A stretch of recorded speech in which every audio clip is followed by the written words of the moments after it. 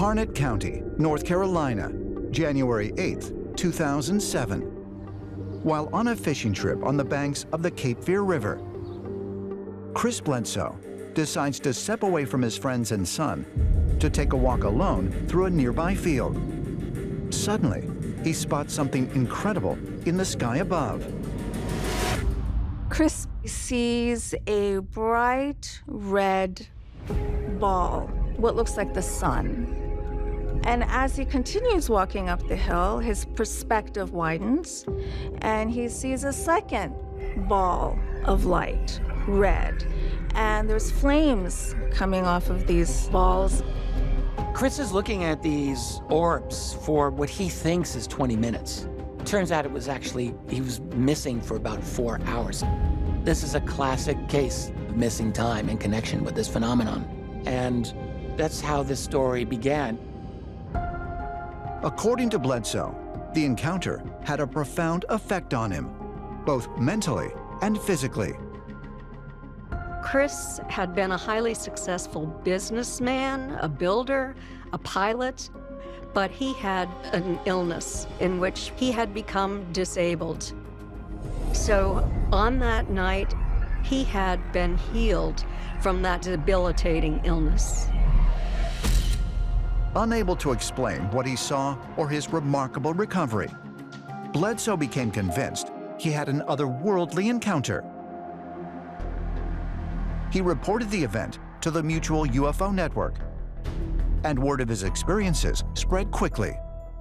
When this story went public, he was made out to be a liar. He was rejected by his community. It's a very sad situation when this happens to people who have these experiences, but it's not uncommon. According to Bledsoe, his sightings of mysterious orbs continued, and he became convinced he could summon them. One person who was intrigued by Bledsoe's story was his friend, Colonel John Alexander. And when Colonel Alexander went to visit Chris at his home, he had his own UFO encounters.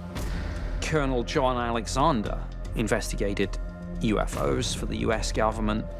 He knows Chris quite well, has visited his property, and on one occasion actually witnessed Chris pointing and saying, "It's going to come from this direction." Bang, there it was. Look, wow, wow. Yeah, I see it. So he knew that this UFO was going to show up. Again, it's indicative of there being a connection between the UFOs and the abductees themselves.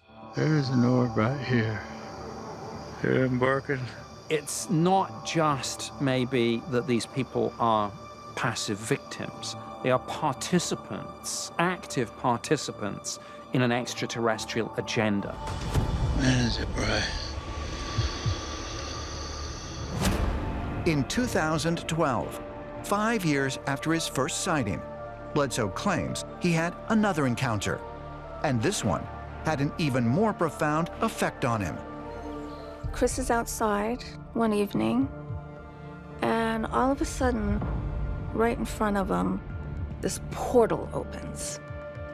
And out of this portal appears this beautiful lady, and she's hovering up off the ground.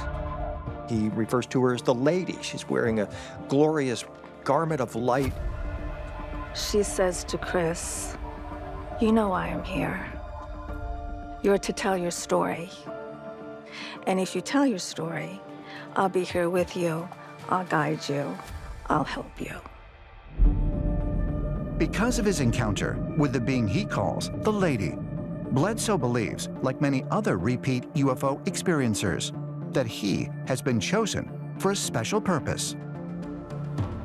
Chris Bledsoe starts to view this through a religious lens. He's thinking suddenly that he's a prophet, he's a chosen one, he's somehow connected with a revelation or a disclosure that's about to happen on Earth, and he connects the UFO experience with God. There are different models of the abduction experience, and one of them basically says it is religious. That's a classic motif or pattern that we see in the history of very extreme religious experience. And today, of course, it's not framed in religious terms, it's framed in science fiction terms or astrophysical terms, but I think these experiences have a consistency to them, and I think human beings have been interacting with these entities for a long, long time. In ancient times, we hear the same stories.